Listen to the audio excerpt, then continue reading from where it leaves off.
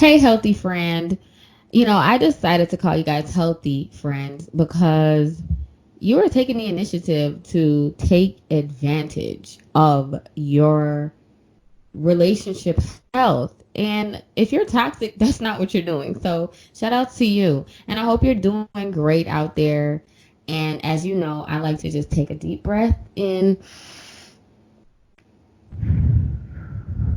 before we get into our topic. But if you really want to disconnect to reconnect, you need to do 5 deep breaths. Um, but today we are shining the light on your energetic reaction to narcissists. And what's more toxic than not understanding how to react to certain toxic people? So I've mentioned in previous episodes how I'm an energy leadership master index practitioner. So, sounds like a lot, right? All that is I understand the energy behind your reaction to stressors, and also just the energetic reaction to a lot of things in life. Like, I believe life is all about energy, right? We are energy, and energy is neither it doesn't destroy, it only transfers. And when you can understand the energy that you have and how it affects everything that you do in your life, you can capitalize on maintaining um, high energy in order to receive high energy from life.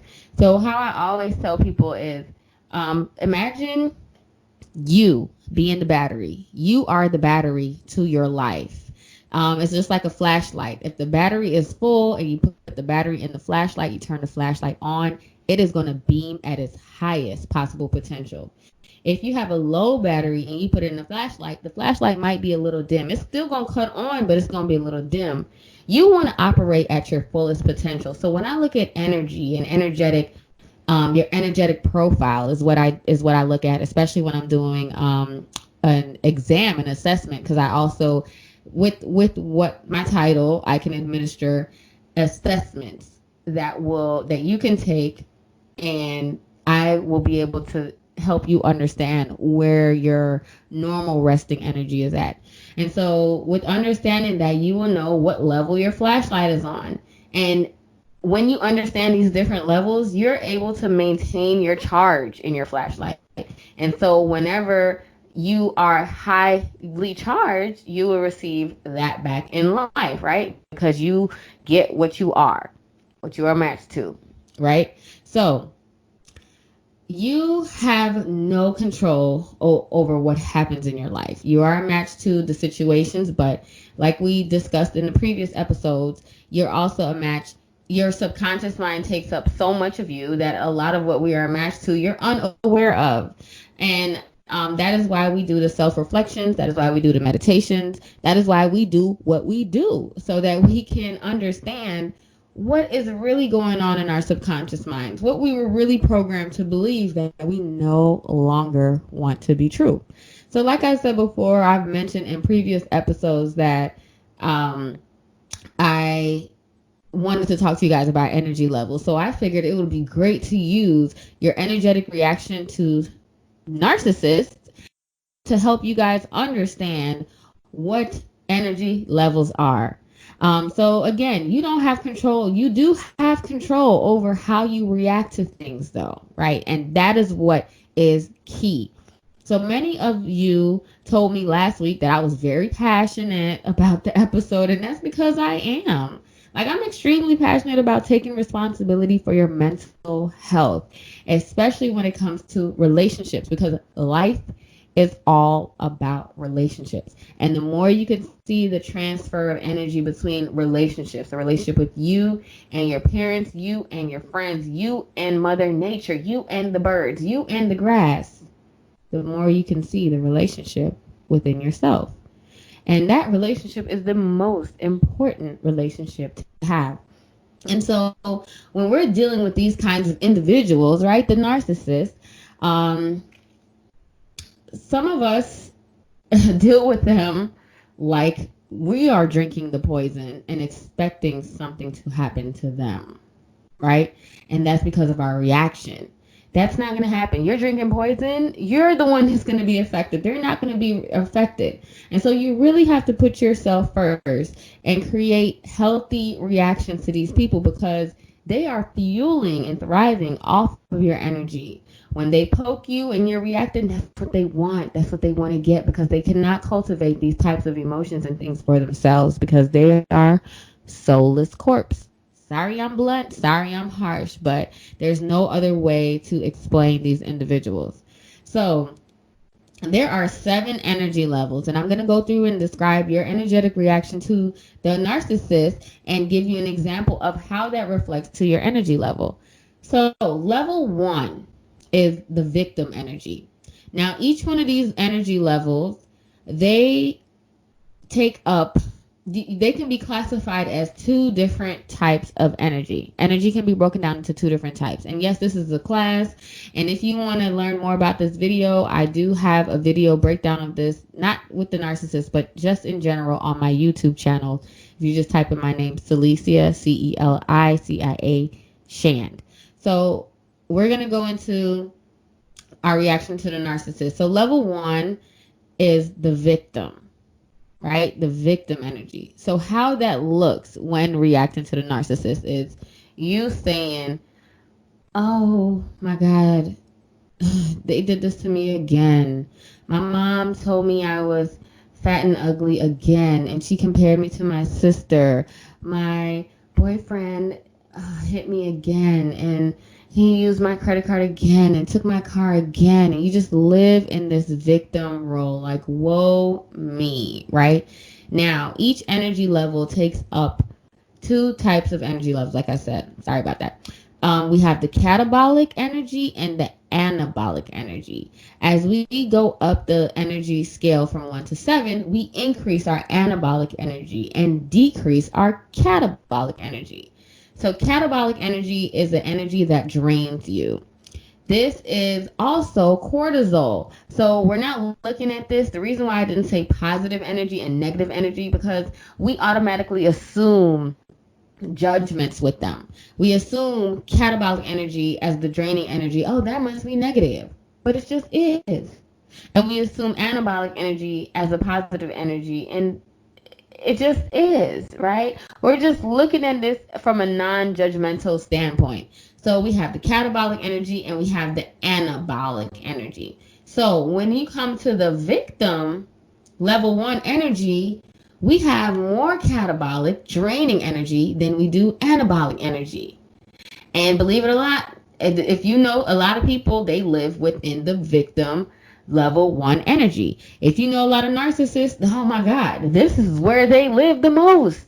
You know that they are always the victim. Someone always did something to them. They are always down, and it's a woe me story every time. And then we move to the level 2 energy, which is the conflict energy. So like I said, catabolic and anabolic energy both serve us. Conflict energy is when you're ready to fight. And what do we need? Cortisol. Cortisol is also a catabolic energy. But you don't want to live in these places because, like I said, it is draining energy. So what's happening internally to our body when we're living in catabolic energy is that our cells are breaking down. And when we're living in anabolic energy, this is when our cells are combining together and splitting and duplicating and building up. So everything serves us, but we don't want to live in the catabolic energy. So now conflict, this is when you're fighting, this is when you're arguing, this is when you feel your blood boiling to the top of your head and your heart is beating fast and your arms and your palms get really sweaty and you're just ready to fight and you're just so filled with anger.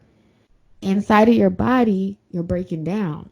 And so whenever the narcissists do something to you and you react in that way, you are breaking down. Now, before we move on to level 3, I'm going to say something and I'm going to let you guys know. Narcissists only live in level 1 and level 2. That's it. So when you're trying to understand and meet someone to their energy level, you got to understand where they're at. So from this point on, you can't meet a narcissist when anything that I'm going to tell you from this point on, that's just for you. So this whole podcast in this lesson is focusing on how you can save and protect yourself when you're dealing with narcissistic people in your life. This is your mom, your dad, your cousin, your auntie, your boyfriend, your girlfriend, anybody, your teacher, your boss. From this point on, it's no longer about them because we don't want to meet them where they're at. And that is level 1 and level 2. That is it, right? Imagine your phone battery only charging up to 5%. Like, that's pretty shitty. You take 3 pictures, that's it. You're done for the day. Even though iPhone 1% battery can last a lifetime. I don't know how they did that. But really, that's it. You cannot meet them anywhere past level 2 energy. So it stops there. So when you are dealing with the narcissist, you cannot match their energy. You cannot meet them where they're at unless you want to also break yourself down. So don't get me wrong. I'm not judging you. I have been there. I have done that. I have met them where they were at. I have slipped up. I have been drained and sucked out because I didn't know any better, or I wasn't in a place where I can build myself up and respond in a more anabolic way. So level 2, the conflict, when you want to fight them. Again, we're dealing with more catabolic energy, breakdown energy, than we are with anabolic energy. So when we move to level 3, we're shifting. Now we're finally seeing more anabolic energy when we're building up than catabolic energy. So this is why the narcs stop at level 2. They may pretend to be the other energy levels, but they really reside in the first 2. So now level 3 energy is responsibility. Now you see why they can't go there. Because if you understand narcissists, they cannot take responsibility. Because remember, they're children. They're not yet adults. So they cannot take responsibility for their actions. Now, level 3 is when you're taking responsibility for yourself. So if you don't take anything from this lesson today, take that you can at least be at level 3, where you take responsibility for yourself. You're no longer the victim when it comes to narcissistic abuse. You're no longer in conflict with the narcissist and fighting against your reality with the narcissist. When you're dealing with them, you are now taking responsibility for yourself. So I ask you to choose you right now from this point going forward. Choose yourself. Level 3 is about responsibility, right? This is when you're like, you know what? Let me just work on myself. And I can't really be concerned with the narc. I just got to deal with my own healing. I can't blame my mom for the rest of my life for how she treated me. I can't punish my dad for abandoning me and leaving me. I have to take responsibility for my own healing. Meet me at level 3. So level 3 is when we start seeing more anabolic energy, like I said. So level 4, we're seeing more anabolic energy, but now you have a little bit of concern for the narc. You know what? I'm taking care of myself, but I hope that my mom is good too. I hope that my dad is good too. I hope that my boyfriend, my girlfriend is good too. You have a little bit more concern and compassion for them, right? Level 4, it can be a great thing. And it can also be a draining thing when you don't balance it with yourself. If you just have too much compassion about them and you're trying to save and heal them and you're so concerned more about them than you are of yourself, that's when level 4 takes a downfall. But we're looking at the side of level 4 that's going to build you. So this is when you concern them, but you concern about you more. You're taking care of yourself more, in opposed to thinking about taking care of them. Now we're moving on to level 5, and this is when you can reconcile.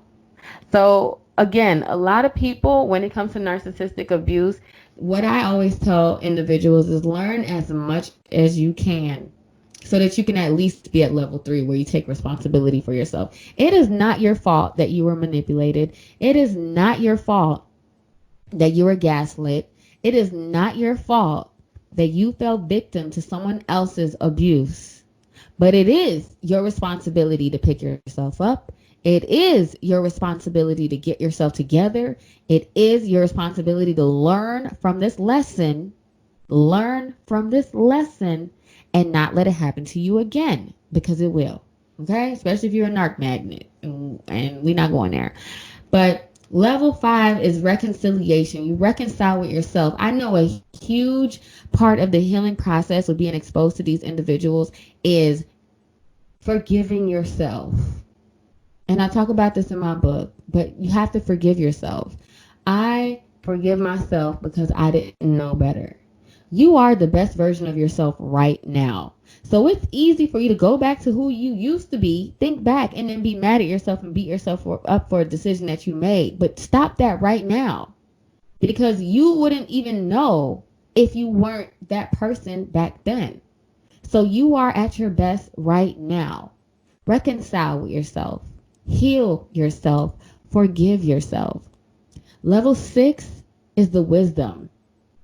Can you already just sense how much better it feels to just think about them? Level 1, victim. That don't feel good. Level 2, conflict, fighting. That don't feel good either. Level 3, taking responsibility. Okay, that feels a little better. Level 4, concern. Okay, concerned about myself. That feels a little better.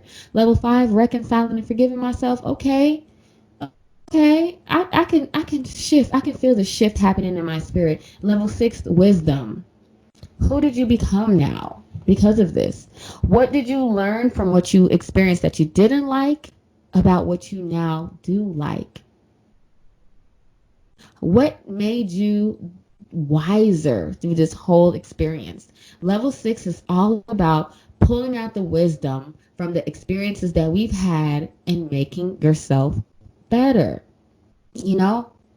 and looking at these individuals as just pertinent lessons that we needed to experience in our life in order to make us better for our own journey. And don't take it personal. And that brings me to level 7. Level 7 is no judgment and absolute passion. Now, it may be difficult for some of us to get here, and this is the ideal goal. And to be quite frank and honest, no one truly lives in level 7 energy, but you can dabble there here and there. You can dabble. Like, you might have absolute passion for your mom, but then you might hate her ass the next 10 minutes. But you dabbled in the absolute passion, and in that moment, you were in a higher vibration than you were with the other stuff, right? And think about it. You just want to spend more time in these anabolic places than you do in the catabolic places, because what happens is you're blocking your blessings. You're blocking the goodness because you're not a match to it. But when you try to pull yourself back to these places of anabolic energy, you're opening yourself for more anabolic things to find you in life. So level 7 is no judgment, absolute passion. It's when you just look at them and you're like, man, I'm sorry. Whoever failed you and made you the person that you are today. And it really isn't your fault that you are like this. And you know what? I'm just going to continue to send love to you and send love to send energy to your healing. And I'm going to continue to pray for your spirit and pray for your pure essence to return back to you. That's level 7 energy. Level 7 energy is not personal. You realize that these individuals did not hurt you because it was personal to you. They hurt you because that's what's in them. So it don't matter. You can change faces. You can be they gonna be the same way to Jim. They gonna be the same way to James. They gonna be the same way to Jackie, and they gonna be the same way to Jill. I don't know why I use J's, but y'all get my drift. This experience is not personal to you, but it's personal to your expansion, and that's why you have to take responsibility for yourself. So with that, I have 3 ways that you can deal with these types of individuals in your life in order to protect and maintain your anabolic energy. So One is the gray rock. If you have to deal with these people, you can do the gray rock. Now, what is the gray rock? How interesting is it to look at a gray rock? To just sit and look. Imagine sitting and looking at a gray rock. How fascinating and interesting is that? It's not at all. It's boring as hell, actually. You can say, oh my God, this rock is gray. Okay. It's smooth. Okay. It's round. Okay. If you were to give a kid a gray rock, they're going to probably throw it and not think about it, like within the first 5 seconds. So gray rock has become as dull and boring as possible, and not share your life with these individuals because, as you know, they will use it against you. So become just as fascinating as the gray rock. How was your day? Fine. What'd you do today? Nothing much. Oh, honestly, if you're a people person like me, you have to train yourself to be a gray rock, but you really need to be a gray rock to these individuals because you cannot give them any wiggle room, any loophole, any holes to get in there and poke you because they collect data on you to use it against you. The second thing you want to do, if you're a little bit fancy with it and you really are detached, and if you want to throw a little spice in your game, you can do fluffing. Now, fluffing is when, fluffing is hard for me because I'm just too real. But fluffing is when you are literally fluffing them up. Oh my God, who is finer than you? Nobody. And they're walking around like, haha, yeah. You get on the narcissist good side. They're filled with shame. They have very low self-esteem. They just are extremely insecure. So fluffing is when you are just bigging them up, right? But you're bigging them up so that you could keep their ass happy so that they're going to do vicious, malicious things to you.